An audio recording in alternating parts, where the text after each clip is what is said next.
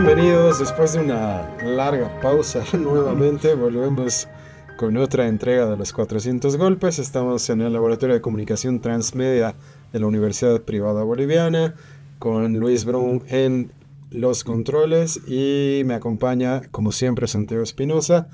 Esta vez, después de estos largos días de feriado, volvemos para justamente hablar sobre un poco de cine boliviano, aprovechando este mes patrio. Bienvenido, Santi, ¿cómo estás? Hola Andrés, bueno, hola Lucho, y bueno, hola a los que todavía se acuerdan de seguir los 400 golpes. Evidentemente sí nos hemos perdido, y como le decía el rato Andrés, hemos vuelto más medio enfermos, medio agripados. pero bueno, es mejor que nada. Sí, hemos tenido nuestro feriado patrio ha sido mucho más largo que el oficial. Creo que desde junio o julio hemos estado un poco ausentes, que justamente cuando vino el Javier, ¿no? Pero bueno, lo importante es retomar. Me ha coincidido un poco con el receso de vacaciones y el sarampión, ¿no? Hay que cuidarse. Y ahora, bueno, sí nos ha tocado justo retomar el espacio en el mes patrio, ¿no? Que es el mes además del bicentenario, y además también el mes de las elecciones. Como no podemos hablar de elecciones, vamos a hablar de cine boliviano. Bueno, es un mes especial porque es obviamente el mes del bicentenario. Entonces, hace mucho tiempo que no hablamos de cine boliviano y generalmente nos juntamos para hablar mal del cine boliviano. Sí. Entonces, ahora en realidad queremos celebrar algunas de las pelis que más nos han gustado y celebrar una película boliviana que acaba de ser seleccionada en un festival importante, ¿no? Que es La hija cóndor de Álvaro Olmos. Sí, ¿no? De hecho, para nosotros esa era como la excusa de mucho tiempo. Creo que hemos tenido una buena noticia como industria, más allá que es una película que recién se va a ver, que se defenderá sola, obviamente. Pero bueno, Álvaro Olmos es un cineasta más cochambino, cercano, conocido de muchos de nosotros, contemporáneo incluso de algunos de nosotros en la universidad, que ha hecho un trabajo, era conocido por su trabajo documental, pero también en la ficción. De hecho, se debe ser su segundo largo de ficción. Tenía un anterior que Wiñay, si no me equivoco, y que estaba dando mucho que hablar, que estaba circulando por fondos, plataformas, y finalmente se ha anunciado que va a estrenarse en la competencia oficial del Festival de Toronto, que es una de las ventanas más importantes del cine, me dicen incluso para la temporada de premios en Hollywood, ¿no? Muchas de las películas que luego se meten a la temporada de premios en Hollywood de fin de año suelen salir de Toronto. Entonces yo creo que es una buena vitrina, es una buena noticia.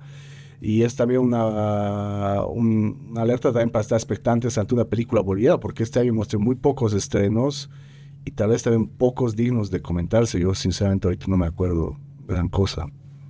¿Que sea digna de comentarse? Sí, digna de comentarse de este año. Sí, no, como dices, bueno, y Toronto es un gran mercado, ¿no? O sea, eso, como bien decías, sí, evidentemente entran al circuito de proyección, pero también de distribución para los servicios de streaming, ¿no? O sea, los servicios de streaming en festivales como Toronto, como Sundance y qué sé yo, suelen pescar bien, y ojalá que tenga un buen recorrido la hija cóndor y que le vaya bien con la peli. Sabemos relativamente poco sobre la película porque obviamente todavía no la hemos podido ver, pero el argumento, la sinopsis ya es atractiva, ¿no, Santi? Sí, o sea, evidentemente sabemos poco, conocemos en general el trabajo de Álvaro, que además es productor, puedo decir, ¿no? Es algo importante. Creo que trabaja mucho codo a codo con otros cineastas, ha producido películas de Martín Bullock, de Alejandro Quiroga, ¿no? Hablamos sobre todo del Visitante y Los de Abajo. Ha producido también otros trabajos, y bueno, ahora es un trabajo que él ha dirigido, que hasta donde sabemos cuenta una historia alrededor, por lo que se sabe del brochure, digamos, porque tampoco hemos visto un tráiler ni nada parecido. Cuenta la historia de una joven partera del campo que, bueno, ha heredado, digamos, el oficio de partera, porque tiene además los sueños de hacer música en la ciudad, digamos, con grupos un poco de fusión, de guayno, música tropical. Entonces, de entrada, sí es un argumento que parece llamativo, y que además que al parecer está ambientado también en los Andes, pero también en las ciudades. Es algo que llama la atención. Y si, bueno, ha podido meterse en un festival tan prestigioso como Toronto, quiere decir que tiene los estándares también de calidad necesarios para circular por otras partes, como también para tratar de meterse en los mercados de circulación, porque es un otro gran problema del cine boliviano, ¿no? Que es la circulación una vez que se estrena en festivales, ¿no? Sí, no. En general, me parece súper interesante como proyecto. Es un proyecto que ha sido beneficiado por Ibermedia y que tiene coproducción uruguaya peruana, que ya es casi como un patrón que podemos ver en los estrenos, ¿no? Que hay como coproducciones internacionales. Y evidentemente el argumento parece muy sugestivo, así que, que, que, bueno, hay que estar curiosos de lo que vaya a hacer. Y es interesante, digamos, esta vertiente que hay de conexión entre cine andino con música andina, que hay varias pelis que giran en torno a eso. Pucha, sería genial que esta película tuviese un cameo de la Magali Solier, así como... Sí, no, es cierto, el acuerdo en torno al mundo musical, ¿no? A la música de los Andes, sobre todo, es algo que reaparece en esta película, ¿no? No es la primera, ni mucho menos. Seguramente, si exploramos en nuestro canon, vamos a encontrar un montón, ¿no? De la nación clandestina, o incluso más antes, tipo, que se Ucamau, digamos, la cosa de la música andina en particular, ¿no? Eso Y que su, representa. ¿no? Y su lugar, digamos, en la dinámica cultural, política. Y eso sí, o sea, además, claro, yo creo que un poco muestra estas tensiones entre digamos, la música más tradicional, o digamos, las culturas más tradicionales, como las alparteras, y digamos, como las expectativas y los proyectos de vida que están más asociados al mundo urbano, digamos, ¿no? Creo que hay también esta idea de la tensión entre lo rural tradicional y lo urbano más moderno, que es algo igual que está presente en prácticamente gran parte de nuestra filmografía, ¿no? Yo creo que la música, de hecho, creo que la música está a cargo de Sergio Prudencio, si no me equivoco. Tiene, digamos, un equipo importante igual, que es uno de los compositores más prestigiosos también de nuestro cine. Entonces, algo que seguramente tiene un papel fundamental, ¿no? En la película. Seguro que sí. Bueno, y si piensas en películas con la música como protagonista para recibir el canto de los pájaros, puede ser otra pieza fundamental. Pero bueno, ya hemos hablado de la relación entre cine y música Sí. en el anterior programa, así que ahora en realidad queríamos aprovechar para celebrar la selección de la hija Cóndor y bueno, y aprovechar también para ya hacer una invitación a mediano plazo a Álvaro para que nos acompañe cuando tengan fecha de estreno en Bolivia. Pero sobre todo queríamos aprovechar este mes y este estreno y esta buena noticia para celebrar un poco el cine boliviano reciente que nos ha gustado, ¿no? Ujú. Santi, ¿qué peli te ha gustado recientemente? La verdad, como es, yo creo que había un periodo que es muy fértil que tuvimos a partir de este proyecto de intervenciones urbanas que lanzó una serie de películas, no todas evidentemente interesantes, pero una buena camada sí, algunas de las cuales han tenido mucho recorrido y han hecho mucho ruido de festivales, ¿no? El caso de Utama, de Raiza, el caso del Gran Movimiento de Kiro Russo, y el caso también del Visitante de Martín Bullock. Yo creo que después de esa camada había como una especie de vacío, no es que se ha dejado de hacer, pero por lo menos en la cantidad, el volumen y la regularidad, y sobre todo también la expectativa ha ido bajando. No hemos tenido muy poco, yo creo que es esa tríada, digamos, con sus diferencias, con obviamente sus impactos en el gusto también, ha sido importante, digamos, ha vuelto a poner dentro de alguna manera al cine boliviano en el panorama internacional, o han circulado por festivales importantes, Sundance, el Tribeca, no me acuerdo por alguno más Importante. importante de esos, Lima, bueno, el Bafisi, Mar del Plata, ¿no? Entonces, ha sido, digamos, ha sido tres películas que de alguna manera han vuelto a poner el cine boliviano en el mapa, y de ahí como que ha ido un poco rebajando. Yo creo que hay películas interesantes, digamos, justamente las que mencionas, que por ejemplo ha producido Álvaro Olmos. Una es El Visitante, precisamente, que para mí de ese grupo es creo la más importante, digamos. Y otra es hasta Los de Abajo, que es esta primera ficción, si no me equivoco, de Alejandro Quiroga, si no me equivoco, Ujú. ¿no? Que también tuvo algún estreno, si no me equivoco, en Mar del Plata, que es una película, creo que discutible, digamos. Es una película bien hecha, que tiene, digamos, igual unos estándares importantes, y que por lo menos ha tenido una presencia fuera del país, ¿no? Y luego yo creo que hay que buscar un poco más en el panorama de los cortos y mediometrajes, quizá, ¿no? Siguiendo un poco la huella de lo que está haciendo, por ejemplo, Miguel Hilari, que periódicamente saca cortos, pero claro, tiene una circulación mucho más concreta y a veces inaccesible del todo, ¿no?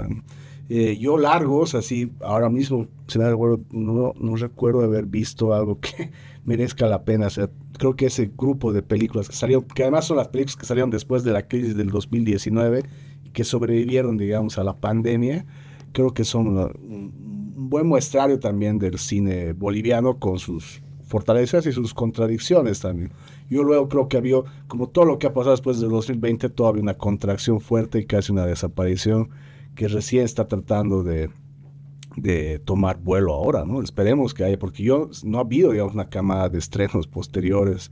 Pues creo que Sirena también se estrenó un poco después, ¿no? De la pandemia, o sea, pero, o sea, ha habido una dispersión que no nos ha permitido, digamos, incluso hacer un seguimiento más reflexivo de lo que se ha ido estrenando. Sí, ¿no? Sirena se estrenó en medio de la pandemia. ¿Te acuerdas que hemos hablado Sí, de sí. ella cuando hacíamos esto La anterior temporada. en Zoom, en la anterior temporada hace 5 años? Sí, no, creo que un lugar en el que el cine boliviano siempre se ha sentido cómodo y ha hecho cosas interesantes es el cortometraje, digamos, ¿no? Y hay que revalorizar eso, digamos, ¿no es cierto? Quizás el largometraje no siempre es tan feliz en nuestro país, pero el corto y el medio es súper importante y justamente has sacado uno de los nombres grandes y pesados del corto y mediometraje, que es el nombre del Miguel Lilari, Ujú. que bien sabemos que ha hecho algunas de las piezas más interesantes de los últimos tiempos en general en el cine boliviano. Eh, ¿Cuál es tu favorita, Santi? Bueno, y hablamos de música y otras cosas alternas en compañía, digamos, esa película. Me gustan, las dos me gustan mucho, Corral y el Viento y compañía, que son ambos mediometrajes, que no llegan a la hora, pero que son grandiosas películas bolivianas. No sé si estoy muy lejos del micrófono, la falta de costumbre. Pero son dos películas. Y también he seguido mucho sus cortos, Cerro Saturno, que es uno de los más recientes que vi. Me tengo pendiente ver este que hizo sobre los incendios de la Chiquitanía, que creo que es un documental urgente además. Pero para mí, Compañía es un documental que me gusta mucho porque habla también justamente de estas tensiones entre lo rural, urbano, lo andino y también incluso lo religioso, el ritual, ¿no? Es realmente, como dices, es uno de los nombres más importantes, yo creo, del cine contemporáneo boliviano y trabaja más desde un registro que no es necesariamente el más popular ni el más visible, que es el documental, ¿no? Y el documental, de paso, en medio, en cortometraje, ¿no? Sí, no, y justamente las pelis que has mencionado, el Miguel tiene una generosidad importante con los espectadores porque sube casi todo lo que produce YouTube casi inmediatamente, y entonces no tiene el secretismo que suelen tener otros realizadores, y creo que ese ya es un rasgo importante que quiero resaltar en sus cines. Es un cine que, a pesar que, como tú dices, está bien dirigido a ciertos espectadores, cualquier espectador que se interese tiene acceso a él y eso es fundamental, porque cuántos años hemos tenido historia de películas que son casi míticas, que no sé si existen o no existen, pero te han hablado de ellas y su director no las quiere mostrar nunca. Y yo creo que una obra justamente como la del Miguel es bien importante, no solamente por los resultados, sino porque el cine boliviano tiene que aprender de esos procesos creativos, ese proceso de descubrimiento de los personajes, de los espacios y de las formas de producción. O sea, yo creo que un director que nos enseña que se puede hacer un gran cine prácticamente trabajando solo o con muy pocos recursos, es algo que el cine boliviano tiene que pretender hacer en vez de querer imitar malamente a las producciones de Netflix, digamos, ¿no? Sí, no, eso es cierto. O sea, la del Miguel es una experiencia, digamos, exitosa para los parámetros bolivianos, ¿no? O sea, porque, o sea, es consciente de todas las limitaciones técnicas, logísticas, presupuestarias que hay para hacer cine en Bolivia y consciente de eso trabaja, digamos, proyectos que son a su medida, pero que además son muy, muy suyos también, ¿no? No tampoco es que se los inventa solo por las limitaciones técnicas o presupuestarias, ¿no? Son proyectos muy personales dentro de todo, ¿no? En el que se abre él y empieza también a interrogarse y a interrogar al país de alguna manera.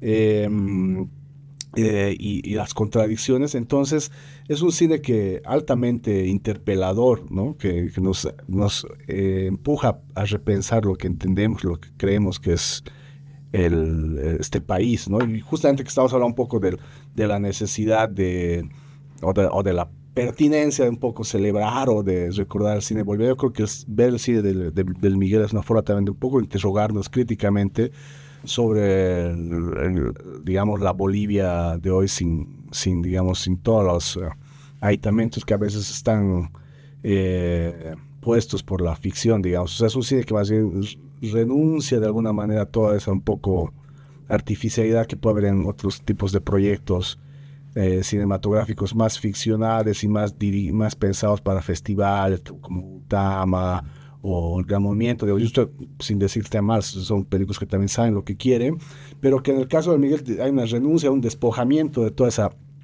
de ese artificio para tratar de llegar a discusiones igual o más hondas. Yo creo que el cine de Miguel es una tarea pendiente todavía, yo creo. Y además un cine en construcción, que es algo interesante, ¿no? Porque es alguien que sigue trabajando, como trabaja medios y cortos, también no tiene, digamos, esta obligación de tardarse años en buscar dinero, gente, estrenos, festivales. Entonces, él trabaja a su propio ritmo, estrena a su propio ritmo, sin la demanda, digamos, del mercado, y eso hace que ya esté construyendo una pequeña obra, pequeña, modesta, pero importante, que vale la pena seguir, ¿no? Lo que no pasa con mucho cine, digamos, boliviano, que a veces está muy pendiente de encontrar las condiciones ideales para hacer tu película soñada, ¿no? Sí, no, y ese es uno de los grandes problemas, o sea, y eso yo lo veo mucho, y siempre lo digo, ¿no? Cuando estamos con estudiantes, lo primero que hacen cuando van a hacer un trabajo es comenzar a repartirse, no sé, pues cabezas de sección. ¿Quién va a ser director de foto? ¿Quién va a ser no sé qué? O sea, todo el mundo quiere ser director. Cuando en realidad eso no necesariamente debería ser la forma de producir cine constantemente. Y creo que el Miguel te propone un cine un poco más liberado de la industria y un poco más liberado de, como tú decías, del mercado. Y hay algunas de sus pelis que son verdaderamente emotivas, potentes. No sé, bueno, esta después de un incendio es una película verdaderamente conmovedora, ¿no? Porque por un lado sí está hablando del incendio, está hablando del bosque, pero sobre todo está hablando de la gente. O sea, si bien es un director que construye espacios y paisajes, sobre todo te revela personajes. Y a veces, muchas veces, se lo ha criticado, por ejemplo, por él no exponerse en sus películas, pero creo que tiene la capacidad de hacer que sus personajes destaquen, brillen, se muestren y se conviertan o sea, crezcan en la pantalla. Eso es súper sugerente, ¿no? Y creo que lo mismo podemos encontrar en Compañía, que es quizás una de las pelis más poderosas que se han hecho en los últimos 10 años en el país. Sí, y eso que dices, o sea, de que puede que él no aparezca, es algo relativo, porque dentro de todo, en sus películas es muy distinguible, ¿no? Sobre todo en estos medios, metrajes o Compañía del Corral del Viento, la interacción, ¿no? Él está detrás de la cámara e interactúa, porque el Corral del Viento está incluso con sus primos, ¿no? Con su familia en el campo. Y lo mismo, digamos, con los protagonistas de Compañía, digamos. Entonces, la presencia suya, aún fuera, digamos, de campo, ¿no? Es importante y es consciente y es como honesta. O sea, no está queriendo hacer este documental así típicamente objetivo, en el que la presencia del director es prácticamente nula, ¿no? Sino que él es consciente y él sabe. Tampoco quiere, capaz no es su interés ponerse ahí, porque no son historias necesariamente suyas, aunque también hablan de él, ¿no? El Corral del Viento habla de alguna manera la historia que pudo haber sido suya en alguna medida, pero no fue, digamos, ¿no? Es como una especie de historia a la que podría haber sido suya, porque finalmente no fue. Además, hay una cosa que a mí me interesa, que hay una honestidad que habla de su propia condición, digamos, del Miguel, que tiene por un lado, él es aymara, en un lado, pero también es como alemán, ¿no? Y esa condición compleja, digamos, que es asumida honestamente, sobre todo en el primer trabajo, en El Corral del Viento, y complejiza y enriquece, digamos, la mirada y la interacción con el espacio y con las personas, ¿no? O sea, algo que a mí me conmueve es esa honestidad para hablar, ¿no? Para preguntar, porque no es alguien que deslice respuestas, ni tampoco quiere enseñarnos nada. Hay una escena, de hecho, es muy como El Corral del Viento, muy para estas fechas, ¿no? Que recitan, ¿no? Los niños para Bolivia, ¿no? Entonces, creo que es una gran película. Como dices, está en YouTube prácticamente todos sus trabajos, o la mayoría. Entonces, quienes quieran hacer un poco de patria en cine pueden buscar las películas, los documentales del Miguel Hilari que están ahí en YouTube y que son altamente recomendables. Sí, tiene su propio canal.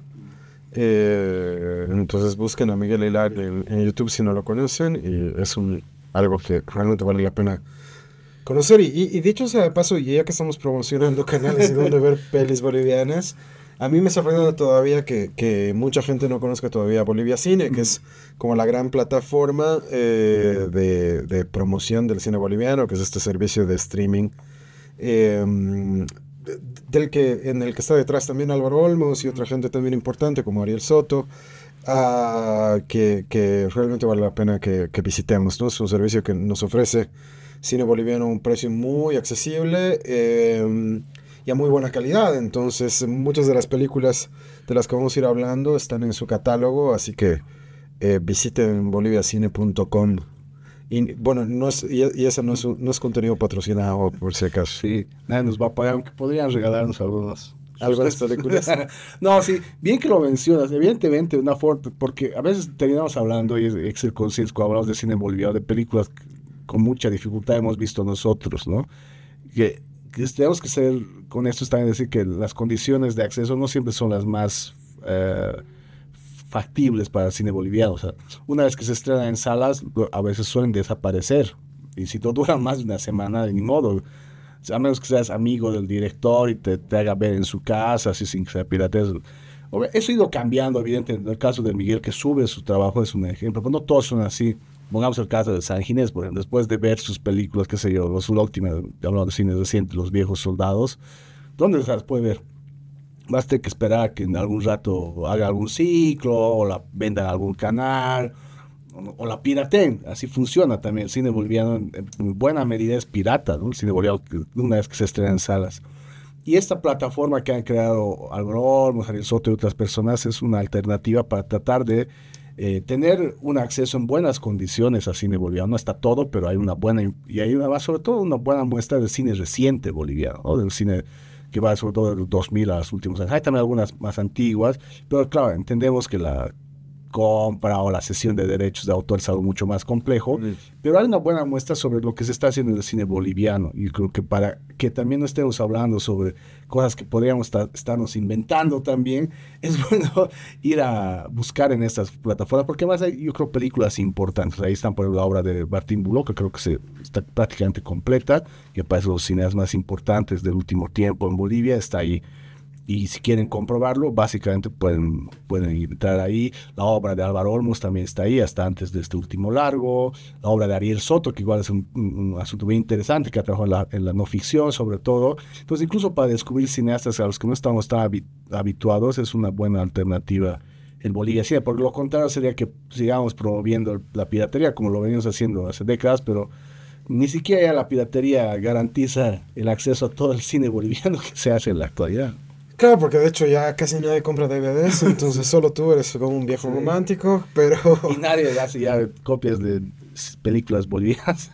Bueno, y de hecho hay que aprovechar, ya que hemos dicho que hay que valorizar el corto, justamente en Bolivia Cine tienen una bonita colección de cortos, que es gratuita, entonces también es sumamente recomendable que revisen su catálogo, y aprovechemos ahora sí para promocionar uno de los cortos de Luis Brum, justamente que nos acompaña. Vean el corto de Luis que está en el catálogo de Bolivia Cine, que titula Mi Pequeña Edad Oscura. Pero bueno, no sé si a Luis le gustará que hagamos este pequeño ejercicio publicitario. Bueno, tú has mencionado dos películas importantísimas de este último tiempo, que obviamente una es El Visitante, que quizás es una de las películas más importantes del pequeño boom de intervenciones urbanas, del Pew,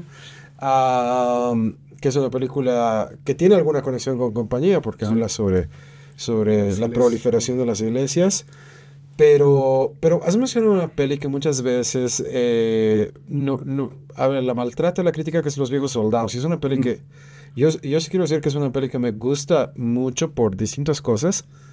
El tema evidentemente es la guerra del Chaco, que es un tema ya súper tratado en nuestro cine, Pero a mí algo que me gusta mucho de esa peli es que, digamos, intenta construir personajes e intenta construir una intensa historia de amor Sí. entre dos personajes o sea, es un poco como, no sé, pues como Brokeback Mountain o como Cold Mountain. Esto no es Mountain, pero es en la que en la que los personajes se añoran mutuamente, quieren encontrarse, ¿no? Que están, pero que es algo muy rompedor para el cine boliviano. O sea, yo creo que hay pocas historias de amor en el cine boliviano que realmente merezcan ser recordadas.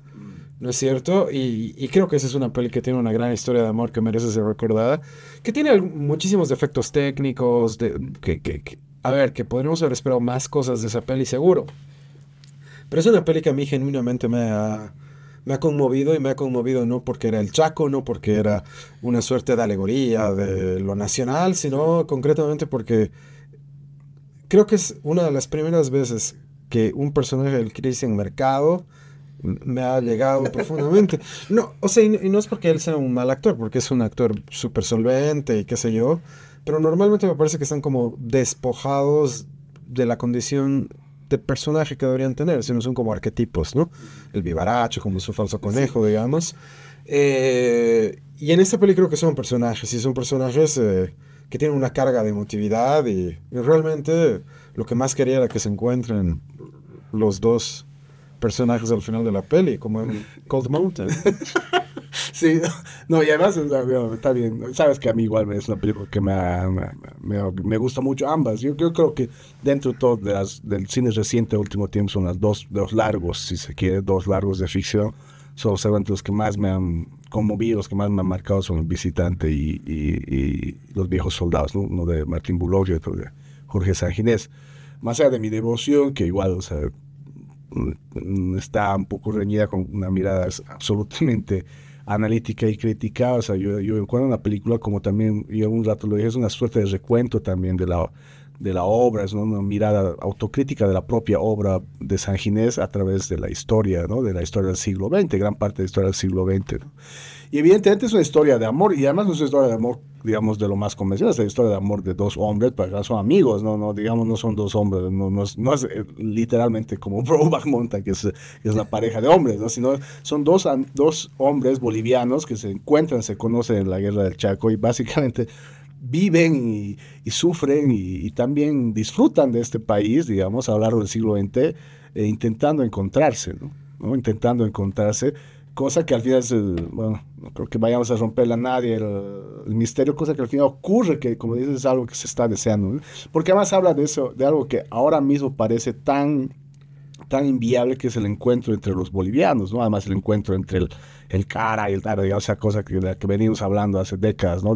Sobre todo desde 2003 con la crisis del modelo neoliberal, ¿no? Entonces, Sagir se atreve a hablar abiertamente de la posibilidad del encuentro, lo que ahora parece una cosa realmente de locos, ¿no? Cuando básicamente la marca nuevamente de este país en el último tiempo se ha vuelto el desencuentro, ¿no? La tensión y el conflicto. Entonces, a su manera es una película como subversiva en la medida en que te habla de la posibilidad de encontrarnos, que es lo último que parece importarnos ahora mismo a los bolivianos.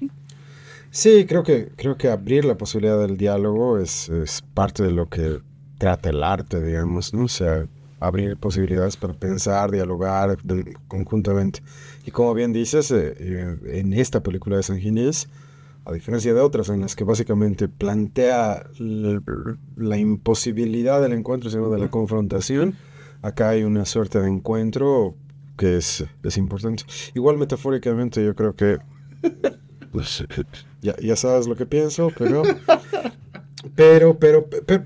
y eso mismo, aunque realmente que puede ser una lectura muy personal, me parece interesante, aunque sea una metáfora gay, sería maravilloso también. Y en ese sentido creo que en el último tiempo hay varias películas, sobre todo en el campo de la no ficción, que nos han hecho pensar cosas bien interesantes, nos han propuesto cosas bien interesantes. Y sí, sí me gustaría recordar algunas que quizás no son tan recientes, pero como que han comenzado a tratar algunos aspectos que son sugerentes, digamos, ¿no? Yo quiero recordar una que me parece bien importante porque visibiliza a una parte muy invisibilizada de lo boliviano, que es este documental de la Paola González que se llama El Rey Negro, Ujú. que a mí me conmueve muchísimo en general la presencia afroboliviana siempre me conmueve y en ese documental es súper interesante y quería mencionarlo así para no dejar pasar la posibilidad de un cine reciente sugerente. Quizás otro gran documental al que quisiera mencionar es este documental que se llama Negro, Vale. ¿no es cierto? Del Omar, Ujú. ah, que es una pieza genial, súper inteligente y qué sé yo. Y hay un documental que se ha visto relativamente poco, porque a mí me parece una de las piezas visualmente más impresionantes del cine boliviano recientes, que es La Conquista de los Ruines, Ujú. ¿no? Que es un documental que súper misterioso, que tiene un montón de elementos como intrigantes, que gira en torno a estas canteras, y una cuestión como muy espiritual que me parece buenísimo y siempre hay que volver, tú ya lo has mencionado al Ariel, pero creo que hay pelis del Ariel que hay que volver a traer, digamos, ¿no? Como Quinuera, Ujú. que creo que es súper interesante también. No sé si así te podrías hacer un shortlist de ¿Sabes qué? recomendaciones. Aparte, bien que es recordar algunas que se me está yendo, La Conquista de las Ruinas, porque no deja de ser una rara avis en nuestro cine, ¿no? Incluso no solo en el documental, y por eso mismo es súper aconsejable verla, ¿no? Ojalá, no sé si está disponible en Bolivia Cine, ojalá esté, pero es una película que vale la pena porque visualmente diríamos en español, es una pasada. Es impresionante, Sí, sí. es algo porque además recorre paisajes que incluso muchos de nosotros conocemos, ¿no? Estas canteras en Orcoma que son cerca del Sí. Capitolio, por las que hemos pasado seguramente muchos de nosotros, porque nunca hemos visto desde ese lugar ni con esa majestuosidad, ¿no? Y tiene cada vez ese componente así místico o medio mágico, ¿no? Y además prehistórico incluso, ¿no? El que habla de la presencia incluso de los dinosaurios en un territorio muy ajeno. Es una película muy rica en sus interpretaciones, ¿no? Que realmente es una cosa muy rara dentro de la cinematografía boliviana y que vale la pena ver. Y que llegó a estrenarse en salas, lo cual fue realmente un regalo, yo creo, para sus espectadores, porque tuvo un recorrido impresionante en festivales, porque visualmente realmente es una locura y merecía verse en salas, ¿no? Del Ariel también, que creo además que serán que ha hecho igual una pequeña carrera, esperamos seguir viendo pronto sus trabajos de la no ficción, con Quinuera o Wagañen, creo que es sobre el Ujú. Tinku, es Tierra de Nadie, es la de la cara a cara, que es un tema que además ahora mismo debería seguir interpelándonos, ahí está sobre los escultores de dinosaurios Ay, gigantes, wow, que no sí. se me ha ido el nombre ahorita del documental. Entonces, alguien que igual ha trabajado y que merece la pena, digamos, no recuperarse, pero verse primero, porque lamentablemente también está esto de Días de Circo, que es el documental Días Híjole, de sí, Circo, sí. ¿no? Que hizo el top. O sea, es alguien que ha hecho un trabajo silencioso, pero muy, dentro de todo, generoso e interesante para el cine boliviano, porque no es fácil tampoco hacer documentales, y es mucho más difícil encontrar canales de circulación. Y él aún así ha seguido haciendo, ha producido y creo que ha dejado una obra importante, no es que ha dejado de hacer, pero digamos que ha dejado, o sea, un paréntesis, y hay una obra importante que merece la pena verse y como hasta estudiarse, creo yo, ¿no? Yo creo que hay una pequeña ya obra también, lo que ha hecho el Ariel en no muchos años, ¿no? Y de esto recuerdo, cuando hablabas del Rey Negro de la González, igual sobre, digamos, como, aunque es algo que se ha hecho muy, digamos, en la onda más etnográfica, ¿no? De tipo Genecherú, cuando había esta tradición de los antropólogos, cineastas, que se iba a filmar a, la- a las, a los pueblos indígenas, sobre todo a tierras bajas, pero también a los de tierras altas. Hay un documental que yo he visto igual de un fotógrafo que me parece interesante, que estaba creo en YouTube, no sé si seguirá, que se llama Pariente Chimán, que es de un cineasta, bueno, es fotógrafo en realidad, es fotógrafo, es un gran fotógrafo, trabaja sobre todo para medios de afuera, que se llama Manuel Sebane, y que hizo este documental a partir justamente de una cobertura que hizo fotográfica de los chimanes, y lo que hay ahí de interesante, que cuando yo lo viera como el ejercicio de tratar de trabajar como colectivamente con los chimanes, porque lo que hace él es básicamente ir al pueblo donde están concentrados los chimanes y dejarles pequeñas cámaras para que ellos mismos vayan grabando lo que ven, digamos, y tratar de volver un tiempo después para ver qué es lo que han hecho con esas cámaras.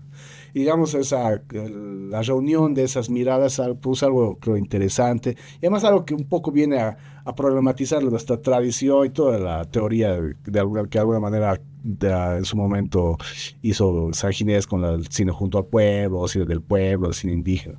Me parece interesante, es un trabajo que, sobre todo para ver que todavía el cine, digamos, entre comillas, etnográfico, no está del todo agotado ni debería estarlo en un país en el que, digamos, las naciones indígenas tienen un estatuto constitucional, ¿no?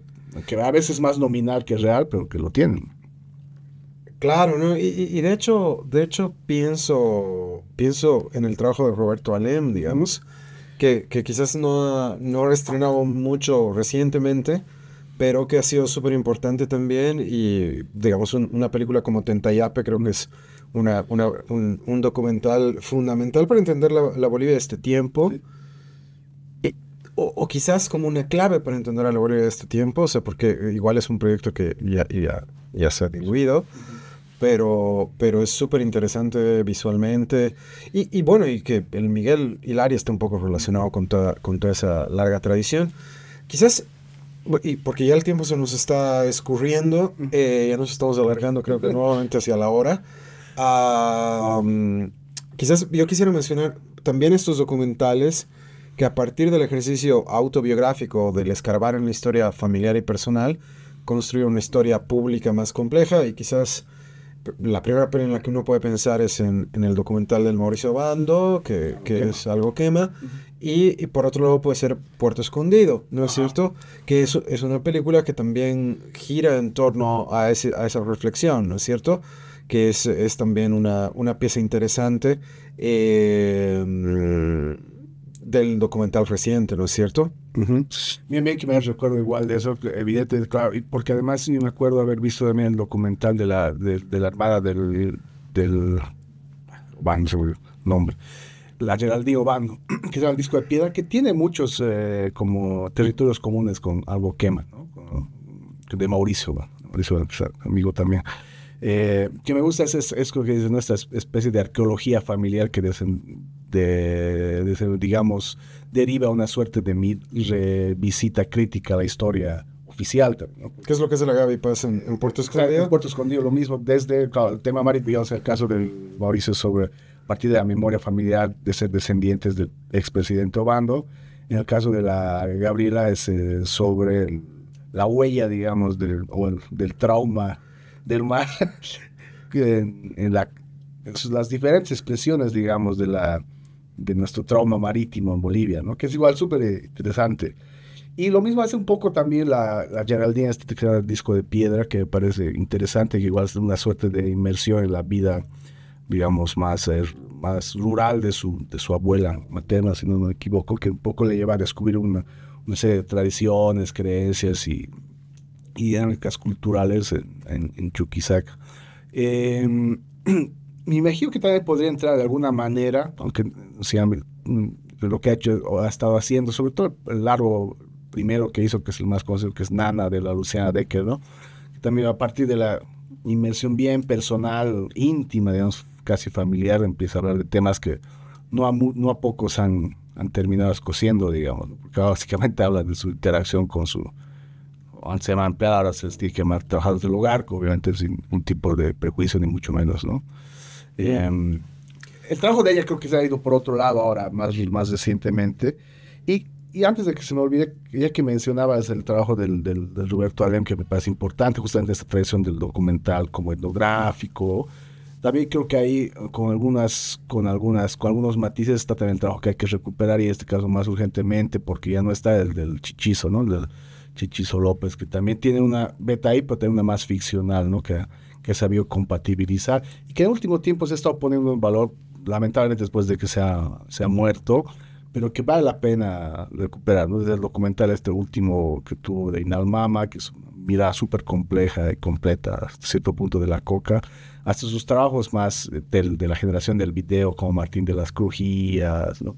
Que parece importante recuperar, sobre todo para tratar de encontrar esos eslabones perdidos que a veces nosotros cuando intentamos tratar de construir tradiciones nos advertimos, ¿no? O sea, hay como rupturas de las que no parecía que todo se ha caído y de repente aparece un cineasta de la nada, cuando en realidad hay tradiciones que no están del todo bien estudiadas, que por ejemplo trabajos como los de la María Imaretti u otros han ido de alguna manera revelándonos a nosotros mismos. Claro, no. Nosotros como cochabambinos, lo digo públicamente, tenemos una deuda gigante con el video cochabambino. O sea, porque la María ha hecho un trabajo genial, María Imaretti ha hecho un trabajo genial sobre el video en La Paz, pero en el resto del país queda mucho por decirse y ni qué decir del Oriente, ¿no? Que se ha escrito poco sobre eso. Y sí, el Santi traía el nombre de Chichizo López, que sin duda yo creo que Martín de las Crujías debe ser una de las películas más hermosas y poderosas que se han hecho en este país, así que hay que celebrarla. Bien, querido Santi, creo que nuevamente nos hemos vuelto a exceder y yo creo que todo homenaje para este cine boliviano del que tanto nos ocupamos, que tanto nos importa y que tanto nos ha configurado o sea, siempre nos va a quedar corto. Me acuerdo, en la primera temporada de los 400 golpes le hemos dedicado 3 programas a 10 películas, ahora hemos hablado de muchísimas. Espero que se estrenen nuevas cosas y que nos den buenas noticias como la película de Álvaro Olmos, para tener una excusa y poder volver a hablar de cine boliviano. Pucha, muchísimas gracias por reencontrarnos, Santi, gracias a Luis, y yo creo que ya nos vamos despidiendo, ¿no? Sí, no, gracias, o sea, de alguna manera nosotros también nos conocemos y hemos empezado como a hacernos amigos y compañeros gracias al cine boliviano. Hablar del cine boliviano, que a veces también es medio machacón para nosotros, es siempre una posibilidad de reencuentro. Entonces, siempre, bueno, la excusa ha sido el bicentenario, agosto. Esperemos salir vivos de este mes porque lo que queda no está fácil, pero para nosotros siempre es también como una alegría compartir nuestros descubrimientos y también recordar las cosas que nos unen, y mucho de lo que nos une está, como decías, configurado por el cine boliviano, y es algo que no nos vamos a cansar aparentemente de seguir compartiendo. Bien, muchísimas gracias. Con eso nos despedimos con esta invitación a compartir y este llamado que hacía Santiago hace un ratito de volver a dialogar, a encontrarnos, que el cine boliviano nos invite a la posibilidad del diálogo y del encuentro. Muchísimas gracias, espero que nos encontremos pronto, que la próxima pausa no sea tan larga y que agosto no sea el último mes que veamos. Desde el Laboratorio de Comunicación Transmedia quiero agradecer a todos quienes nos siguen y sobre todo a Luis Brun detrás de los controles. Muchísimas gracias y hasta pronto.